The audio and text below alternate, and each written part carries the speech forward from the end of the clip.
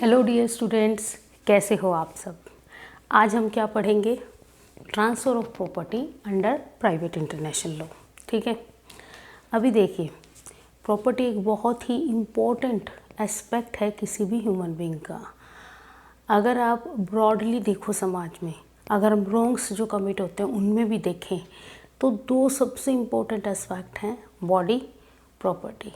तो loss of body is irreparable loss of property is also irreparable loss. और हम ये नहीं कह सकते कि चलो मेरी प्रॉपर्टी में कुछ गड़बड़ हो गई तो कोई बात नहीं। There are so many rights that arise from property and there is type of property also. See, जब आप इस टर्म को भी देखेंगे ना, ट्रांसफ़र ऑफ प्रॉपर्टी, तो यहाँ एक चीज़ है प्रॉपर्टी, दूसरी है ट्रांसफ़र। और प्रॉपर्टी के बारे में जेरमी बेंथम ने बहुत ही अच्छी बात कही है। जेरमी बेंथम ने क्या कहा कि property and law born together will die together, यानी जहाँ प्रॉपर्टी है वहाँ लॉ का होना बहुत ज़रूरी है। प्रॉपर्टी, जैसे ही property come into existence, there is law to protect it and to protect the rights of the people also connected with that property. तो अब जब हमारे पास प्रॉपर्टी होती है तो ऐसा प्रॉपर्टी फिक्स चीज़ नहीं है। Once you have a property तो अब उसका कुछ आप ही के पास रहेगी, आप कुछ कर नहीं सकते हो। अगर कोई मालिक है किसी चीज़ का तो उसके पास सारे राइट्स हैं, वो उस चीज़ के साथ क्या करना चाहता है। ठीक है ना। जैसे मान लो मेरे पास मेरा घर है तो मैं खुद उसमें रहूँगी या मैं उसे किसी और को दे दूँगी किराए पे, राइट, या मैं परमानेंटली सेल ऑफ कर दूँगी, मैं मेरे बच्चों को गिफ्ट कर दूँगी, मैं उसको डोनेट कर दूँगी, मैं उसके लिए विल बना दूँगी, लीज़ दे दूँगी लंबे समय के लिए। और अगर ऐसे ही कुछ और चीज़ है तो भी हम उसका कुछ कर सकते हैं। तो सबसे पहले हमें क्या पता होना चाहिए कि ये जो प्रॉपर्टी है ना, how many type of properties are there. तो ब्रॉडली ना टेंजिबल एंड इनटेंजिबल दो ब्रॉड कैटेगरी हैं। टेंजिबल एज ऑल ऑफ जो फिजिकल एग्जिस्टेंस में है चीज़, जिसको हम फिजिकली टच कर सकते हैं, kind of. It is further of two type, movable and immovable, right.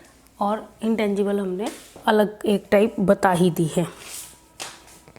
तो ये जो मूवेबल है और इमूवेबल है, now come to the point कि ये आखिरकार क्लासिफिकेशन किस आधार पे है। जैसे इमूवेबल है, इसको हम क्या मानते हैं? इमूवेबल मतलब जो अपनी जगह से मूव नहीं कर सकती, land prima facie and anything attach to land.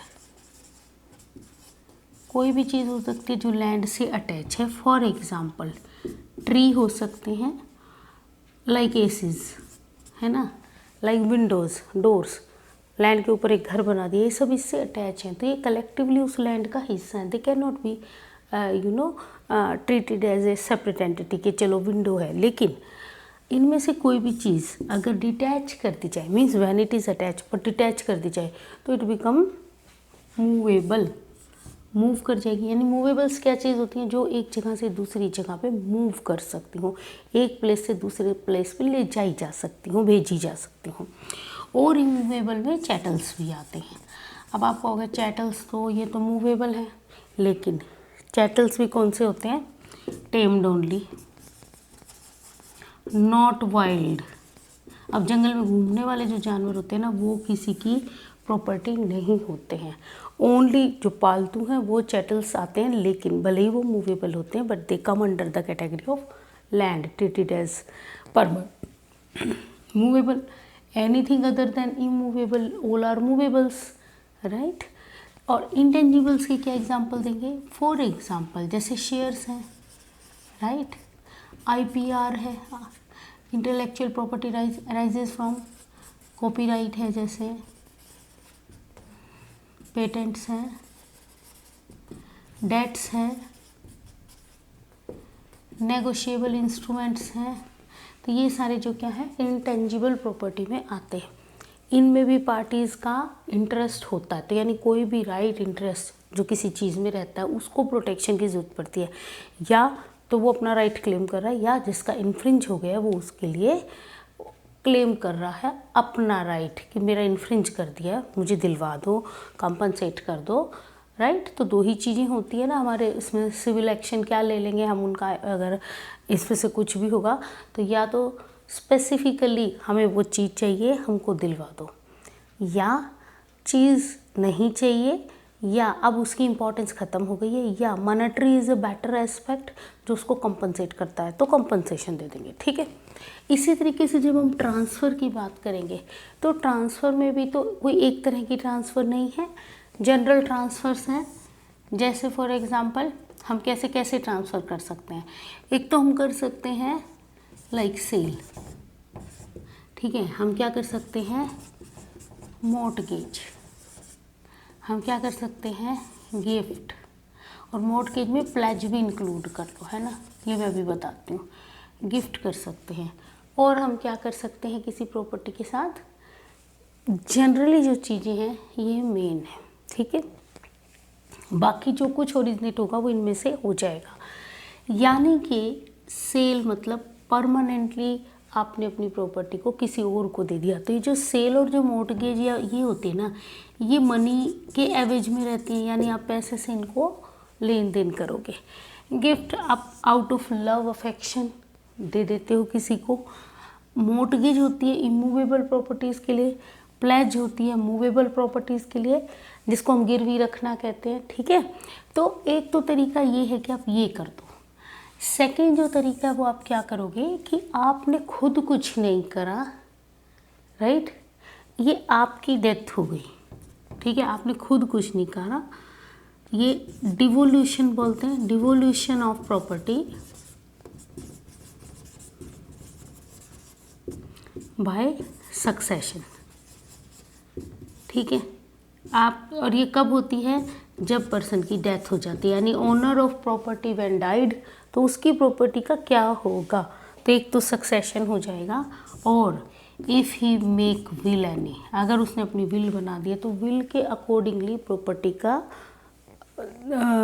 जो ट्रांसफ़र है वो हो जाएगा। जैसे फॉर एग्जांपल एक किसी पर्सन ने कह दिया मेरी सारी प्रॉपर्टी किसी एनजीओ को दे दो, तो despite of fact that he is having legal heirs, वो प्रॉपर्टी चली जाएगी एक एनजीओ को, तो मतलब उसने अपनी विल बता दिया। तो ये जो हम ट्रांसफ़र की बात करते हैं ये मिला के है, मिला के मतलब टाइप ऑफ प्रॉपर्टी क्या है जिसको ट्रांसफ़र कर रहे हैं और किस तरीके से ट्रांसफ़र कर रहे हैं। इन एस्पेक्ट को लेके हर देश के अपने लॉज हैं। जैसे फॉर एग्जांपल अगर इंडिया में देखो तो किसी भी तरह की ट्रांसफ़र हो रही हो, जैसे ये सेल हो रही है, तो हमारे पास क्या क्या एक्ट हैं, हमारे पास है सेल्स गुड, राइट, एक तो ये है, और क्या है, कॉन्ट्रैक्ट एक्ट है, राइट। किसके लिए ये दोनों चीज़ें, ये है मूवेबल्स के लिए। सिमिलरली हमारे पास ट्रांसफ़र ऑफ प्रॉपर्टी एक्ट है, किसके लिए है ये, इमूवेबल्स के लिए। साथ में इमूवेबल में भी कॉन्ट्रैक्ट एक्ट दोनों में चलता रहता है, ठीक है। सिमिलरली अगर हम इस सक्सेशन की बात करें तो हमारे पास सक्सेशन के एक्ट हैं, राइट। कौन से हैं succession act, Hindu succession act है, इंडियन सक्सेशन एक्ट है, मुस्लिम पर्सनल लॉ के अंडर सक्सेशन होता है, ठीक है। और विल्स की प्रोविज़न सक्सेशन एक्ट्स में भी दे रखी हैं, यानी हिंदू सक्सेशन एक्ट में भी बता रखा है, मुस्लिम पर्सनल लॉ के अंडर भी बता रखा है, लेकिन डिटेल दे रखी है इंडियन सक्सेशन एक्ट में। ये हम बाद में इन डिटेल दूसरे लेक्चर में पढ़ेंगे। तो यहाँ पे भी क्वेश्चन ये उठता है कि ये ट्रांसफ़र हो रही हैं और इनमें से किसी तरीके से हो रही है, अगर तो ये किसी कंट्री में तो देयर इज़ नो इशू, इतने सारे एक्ट हैं उनके अकॉर्डिंगली सिविल कोर्ट में वो डिस्प्यूट डिसाइड हो जाएगा, लॉ का कन्फ्लिक्ट नहीं है। लेकिन यहाँ क्वेश्चन क्या होता है, जब पर्सन रेजिडेंट एक जगह का है, मान लो डील कर रहा है resident of some other country, और ऐसे में जो प्रॉपर्टी है it may situated in third country, like इस तरह की सिचुएशन भी हो सकती है। तो उसमें क्या करेंगे, ऐसा तो है नहीं कि अभी ये सभी देश एक जैसा सोचते हैं, सिविल कोड सभी देशों में, राइट, प्रोसीजर सब जगह है, लॉ पर्टिकुलर चीज़ों को लेकर के सब जगह है, मतलब हर कंट्री का अपना अपना अलग है। इवन ट्रेड कैसे चलेगा, क्योंकि ये सेल परचेज कमर्शियल लेवल पे भी हो सकते हैं, ज़रूरी नहीं है ना सिर्फ दो पार्टी आपस में कुछ करी हो। इट में भी चीज़ें, जैसे हम चाइना से चीज़ें मंगाते रहते हैं, हम अमेजोन से, ऑनलाइन पोर्टल से मंगाते रहते हैं, और भी बहुत सारे हैं, हम डायरेक्टली दूसरे कंट्रीज से चीज़ें ऑर्डर करते रहते हैं। तो एक पर्टिकुलर कंज्यूमर भी करता है, प्लस में जो ट्रेडिंग के पॉइंट ऑफ व्यू से वेंडर्स जुड़े हुए हैं, या फिर मैन्युफैक्चरर कस्टमर को डायरेक्ट दे रहे हैं, या फिर वो होलसेलर को दे रहे हैं, वो फर्दर रिटेलर को दे रहे हैं, रिटेलर खुद मंगवा रहे हैं, इस तरह से a long list of type of transfers that taken place between the people commercial level पे। तो इसमें क्या आ जाता है कि जब इस तरह का कोई डिस्प्यूट अराइज हो जाता है, तो now conflict of law is there, कि कौन से देश का प्रॉपर्टी का लॉ अप्लाई होगा, क्योंकि उनमें फ़र्क है। तो उस फ़र्क की वजह से ये जानना बहुत ज़रूरी है। और फिर कन्वीनियंस ऑफ पार्टीज, कि कौन से लॉ को अप्लाई करा जाएगा, वेदर जहाँ पे चीज़ सिचुएटेड है उसको, जहाँ पे ट्रांजैक्शन हुई है उस लॉ को, और जहाँ पे पार्टीज रिजाइड कर रही हैं यानी डोमिसाइल है उस लॉ को लेकर के। तो ये कहाँ का लॉ अप्लाई होगा, ये हमारा मेन क्वेश्चन है। प्लस में यही हम जिसको कॉन्फ्लिक्ट ऑफ लॉ कहते हैं। Now the law is regarding the transfer of property. तो देखिए हम प्रॉपर्टी वाइज कर लेते हैं, ठीक है। There is movable property first,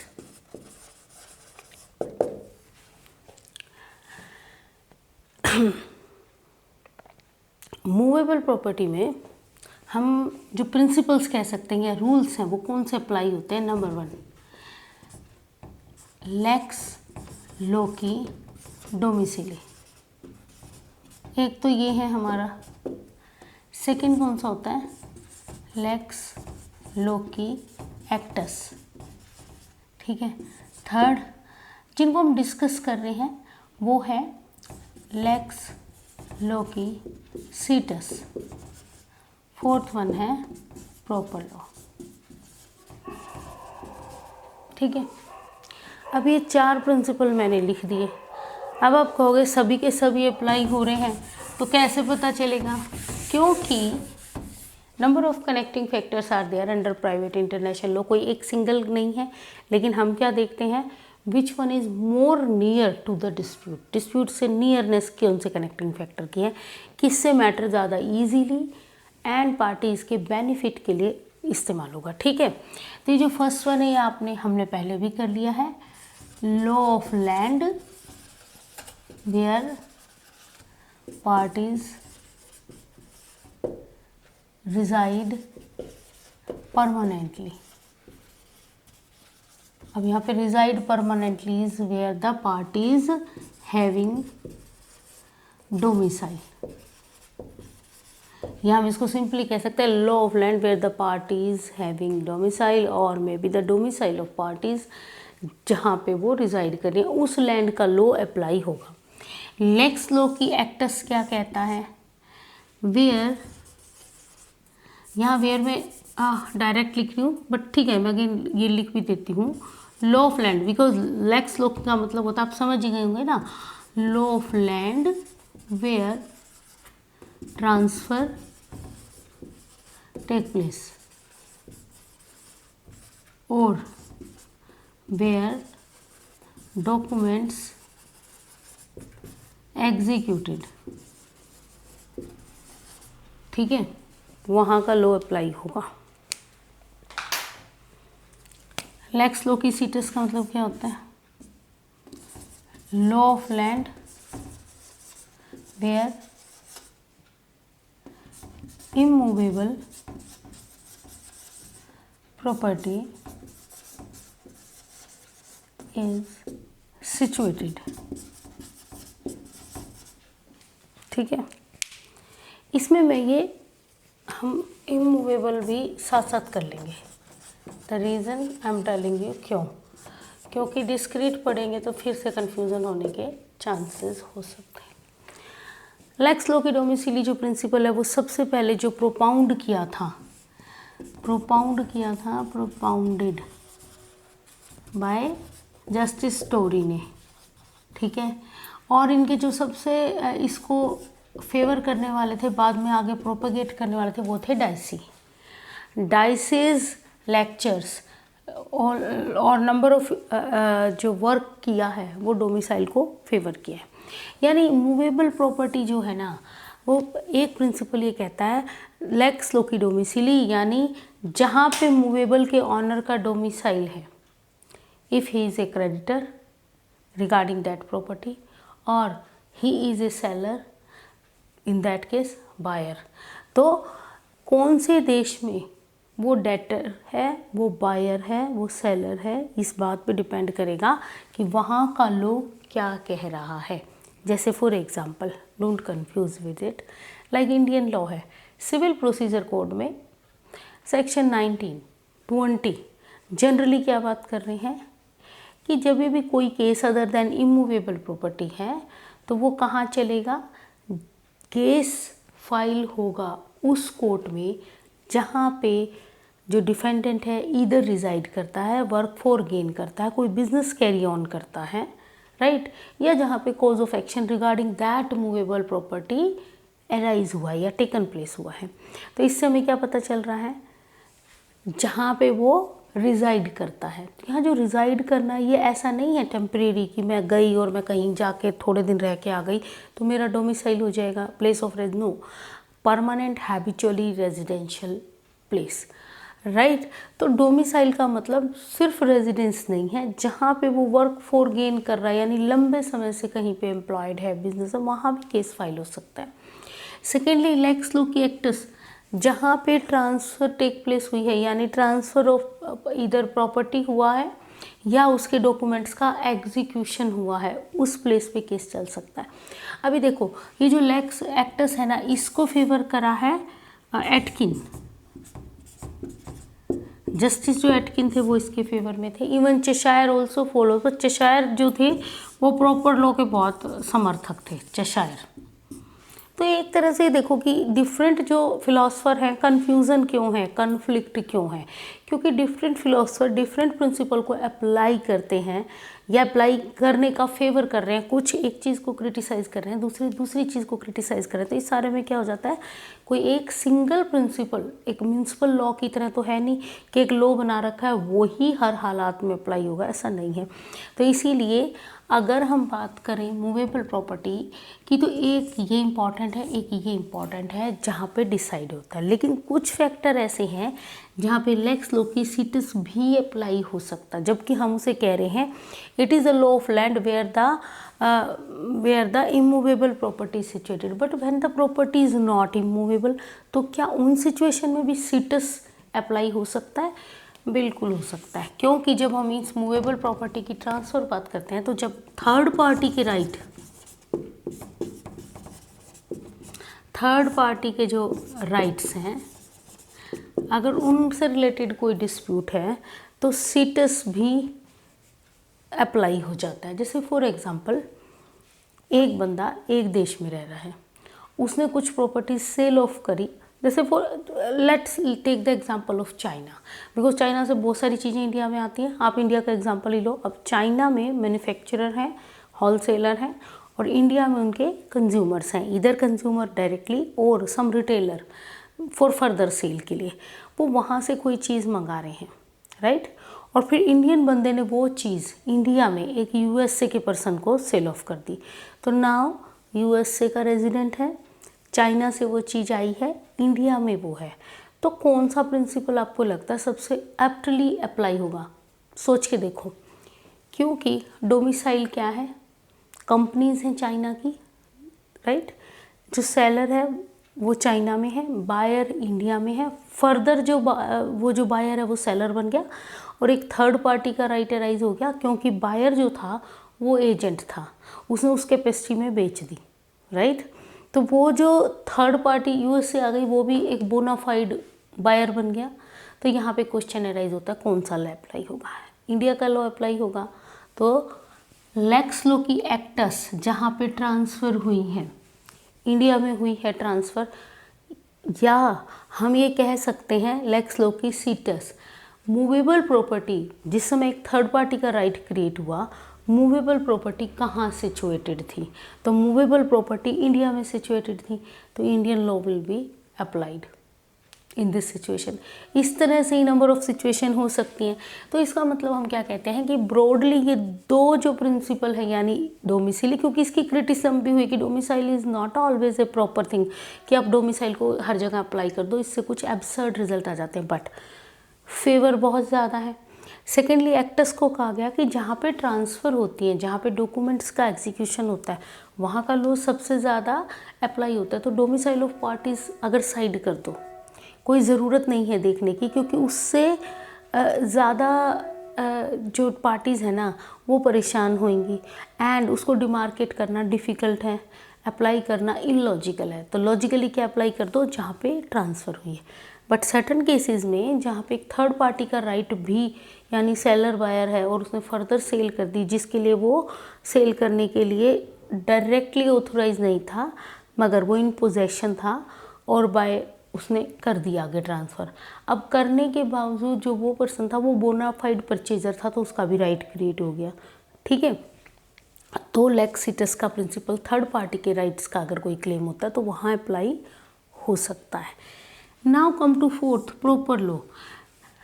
Cheshire, doctor Cheshire जो थे ना, वो always in favour of proper law. वो ये कहते हैं, जो प्रॉपर लॉ का मतलब होता है पार्टीज जो इंटेंड करती हैं, क्योंकि देखो ये चाहे मूवेबल हो चाहे इमूवेबल हो, ट्रांसफ़र अगर हो रही हैं तो वो बाय एग्रीमेंट हो रही है, यानी कॉन्ट्रैक्ट बन रहे हैं, whether it is verbal contract और सम रिटन कॉन्ट्रैक्ट, बट कॉन्ट्रैक्ट के थ्रू हुआ तो होगा क्या, प्रॉपर लॉ भी अप्लाई होना चाहिए, यानी पार्टीज जुडिक्शन को स्पेसिफिकली एक्सक्लूड कर सकती हैं किसी देश के लॉ को। जैसे आपने, इफ़ यू आर अवेयर, आपने कई जगह कोई ऐसे कॉन्ट्रैक्ट देखे होंगे, ऑनलाइन देखे होंगे प्लेटफॉर्म पे, जहाँ पे जुडिक्शनल क्लोज हमेशा होते हैं, यानी in the case of dispute, case कहाँ स्टार्ट होगा, तो जिस भी देश के लॉ को वो अप्लाई करना चाहते हैं वो मेंशन कर देते हैं अपने डॉक्यूमेंट्स में। तो अगर डॉक्यूमेंट में मेंशन है तो ये सारे प्रिंसिपल को ओवरराइड कर जाना चाहिए, ऐसा चेशायर कहते हैं। और कॉन्ट्रैक्ट के केसेस में ऐसा होता भी है, वो हम इन डिटेल इन कॉन्ट्रैक्ट्स में पढ़ेंगे। ठीक है,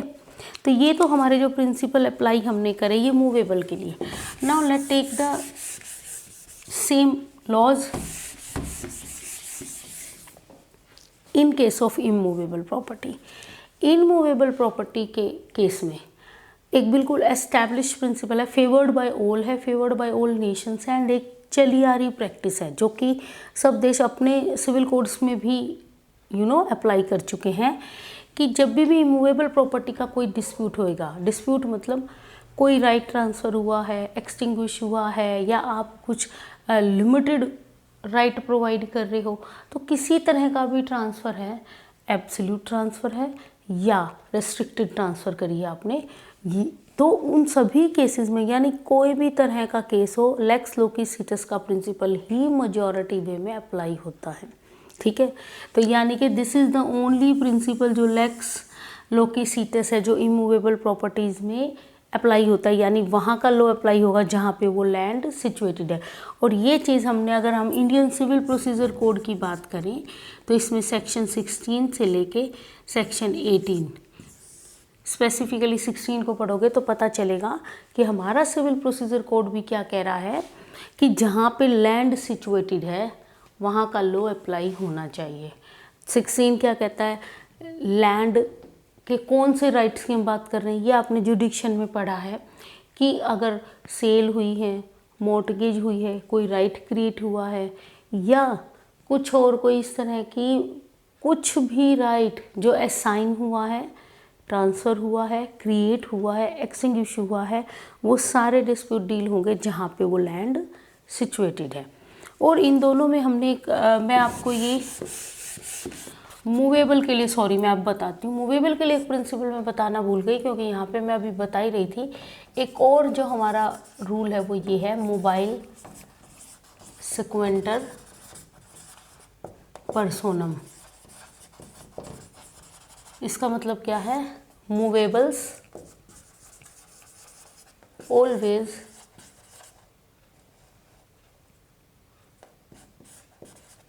follows the man, यानी जहाँ जहाँ बंदा जाएगा उसके मूवेबल उसके साथ जाते हैं। इसका मतलब क्या है, डोमिसाइल इज देयर, जहाँ बंदा है वहाँ पे उसके मूवेबल्स होते हैं। बट उसके कुछ और एस्पेक्ट हमने ऑलरेडी पढ़ ली मैं ये भूल गई थी आपको बताना, ये भी इम्पॉर्टेंट एस्पेक्ट है। सिमिलरली मूवेबल प्रॉपर्टी में एक हम मोजाम्बिक और मोकैम्बिक रूल्स बोलते हैं इनको, वो करते हैं। ये कहाँ से अराइज हुई, किस तरह का वर्ड है और कौन से रूल्स हैं? तो ये केस था British South Africa corporation versus Compagnie de Mozambique, नाम था मोकैम्बिक, ठीक है। और ये 1893 का केस था। अब ये British South African corporation Compagnie de Mocambique जो केस था, इसमें जो ये पार्टीज थी वो डोमिसाइल थी इंग्लैंड की, ठीक है। लैंड जो थी वो साउथ अफ्रीका में, ठीक है। और जो इशू था वो ट्रेसपास एंड इंजंक्शन इशू कराना चाह रहे थे पार्टीज। तो पार्टीज ने केस डाल दिया इंग्लैंड में। इंग्लैंड के कोर्ट ने जो डिसीजन दिया इस केस में, वो जो पॉइंट्स थे वो मोजाम्बिक रूल कहलाता है। तो क्या कहा था इंग्लिश कोर्ट ने, शॉर्ट में बताती हूँ। English court held that the trespass related issue and the injunction जो इशू करानी है ये डील करेगा साउथ अफ्रीका का कोर्ट। क्यों? Because the land is situated there. वो कह रहे हैं England has no jurisdiction to deal with the matter that is related to immovable property situated out of England, no matter the parties are domiciled in England. उससे कोई फ़र्क नहीं पड़ता, दोनों ही पार्टी इंग्लैंड की डोमिसाइल है। लेकिन वो ये कहते हैं कि अगर प्रॉपर्टी बाहर कहीं आउट ऑफ इंग्लैंड है तो इंग्लैंड के कोर्ट्स का जो पावर टू इशू इंजंक्शन है वो नहीं है, या एनी ऑर्डर रिगार्डिंग ट्रेसपास वो नहीं है। They have to go to South Africa for deciding the matter related to the immovable property. तो काइंड ऑफ जो मोजाम्बिक रूल हैं वो लेक्स लोकिसिटस को वो कर रहे हैं, अपहील्ड कर रहे हैं कि ये प्रिंसिपल, या यूँ कह लो कि कॉमन लॉ के अंडर भी लेक्स लोकिसिटस के प्रिंसिपल को अप्लाई करा गया बहुत सारे कंट्रीज़ में धीरे धीरे। इसीलिए हमने ये 4 लिख लिए हैं, क्योंकि इवन इमूवेबल प्रॉपर्टी में भी नॉट ऑलवेज कि सीटस 100% अप्लाई होगा, इट इज़ नॉट नेसेसरी। कई बार क्या होता है, पार्टीज़ का डोमिसाइल भी अप्लाई हो सकता है, या एक्टस जहाँ पे ट्रांसफ़र हुई है। अब किस केस में, इसका मैं एग्जांपल बताती हूँ, ठीक है। तो या हम ये भी कह सकते हैं, ये जो हमने मोजाम्बिक रूल या मोकैम्बिक रूल में बता रही हूँ, यानी और यू कैन से लेक्स लोकिसिटस का जो प्रिंसिपल है उसकी कुछ एक्सेप्शन है। तो हम इनको एक्सेप्शंस बोल सकते हैं टू ईदर मोकैम्बिक रूल और मोजाम्बिक रूल कह सकते हैं। और हम लेक्स लोकिसिटस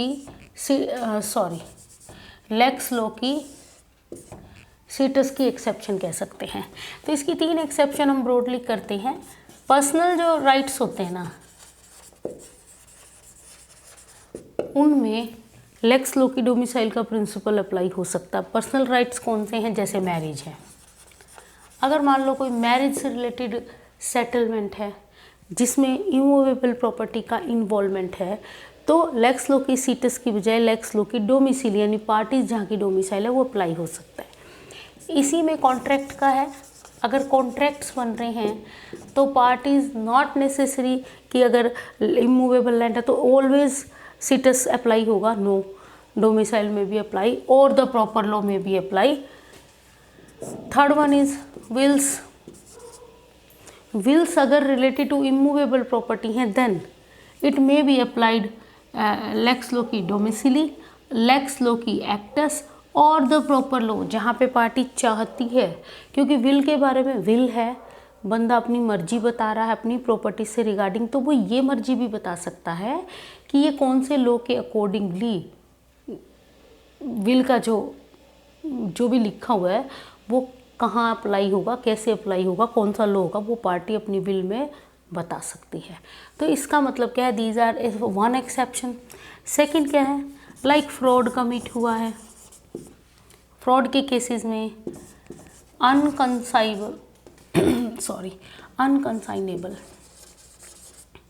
अगर कुछ ट्रांसफ़र हुई हैं, ठीक है, या कोर्सन हुआ है और फिर ट्रांसफ़र हुई है, इन केसेस में पार्टीज़ के डोमिसाइल वाले प्लेस पे ही केस फाइल करा जा सकता है। इट इज़ नॉट नेसेसरी कि सीटस का रूल अप्लाई हो, ठीक है। थर्ड केसेस में क्या है, फिड्यूशरी रिलेशनशिप्स में,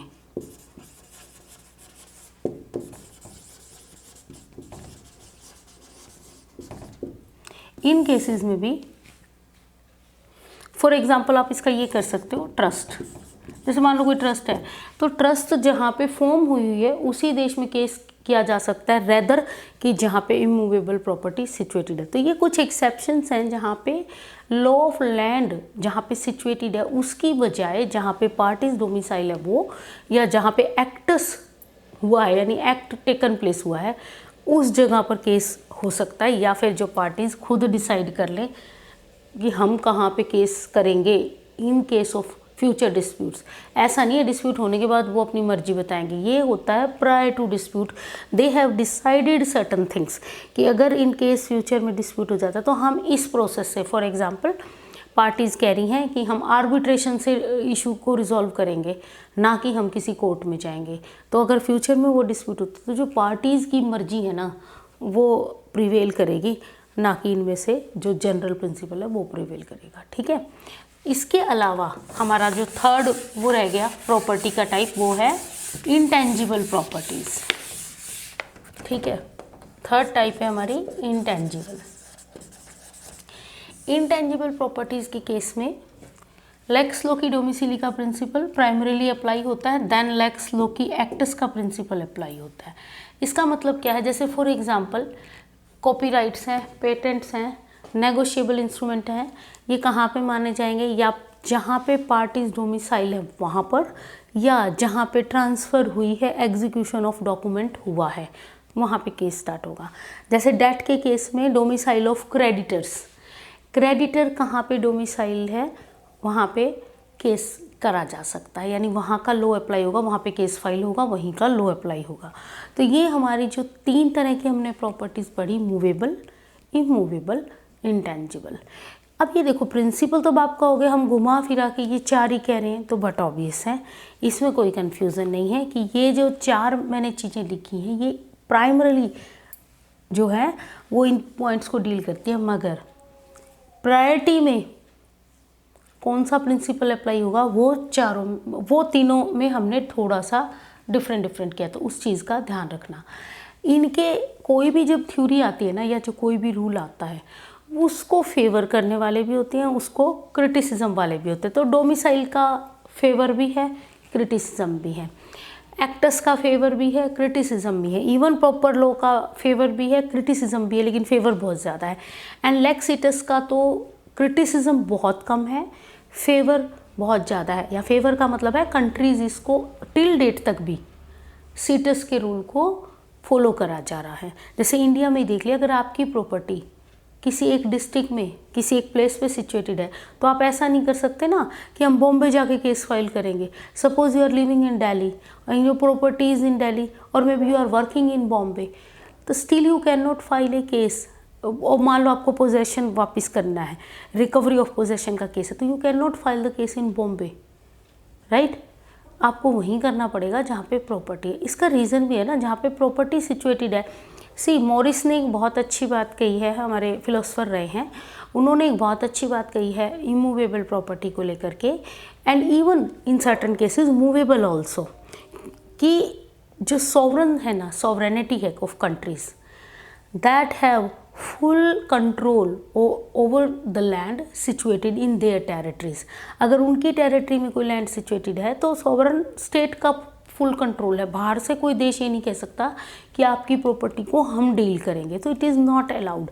and even transfer of properties को लेकर अगर ये बिजनेस पॉइंट ऑफ व्यू से है तो सभी देशों के डिफरेंट लॉज हैं जो डील करते हैं। जैसे इन मूवेबल्स को, मूवेबल में भी अगर हम इंटेंजिबल की बात करें तो there is copyright act, there is a trade design act, there is a trademark act, there is a patent law and number of bylaws जो इनके लिए बने हुए हैं। उसके अलावा यूनाइटेड नेशंस की कन्वेंशंस हैं जिनमें सभी देश सिग्नेटरी हैं, कुछ में नहीं है, मतलब ऐसा नहीं है 100% सभी देश सब में, बट बहुत सारी कन्वेंशंस भी हैं ट्रेड्स को लेकर के डील करने में। क्योंकि जब हम कमर्शियल लेवल पे जब बात करते हैं ना, या पर्सनल भी जो ट्रांसफ़र होती हैं वो कॉन्ट्रैक्ट के थ्रू होती हैं, तो इसमें कॉन्ट्रैक्ट को पढ़ना और ट्रांसफ़र्स जब होती हैं थ्रू कॉन्ट्रैक्ट तो कौन सा प्रिंसिपल अप्लाई होगा वो हम पढ़ेंगे कॉन्ट्रैक्ट सब्जेक्ट के अंदर ही, ठीक है।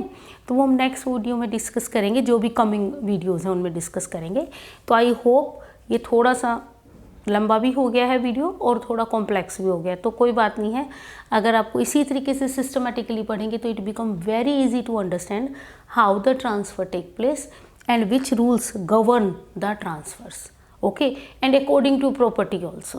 So dear students, goodbye for now, take care yourself, अगली वीडियो में मिलते हैं, till then bye bye।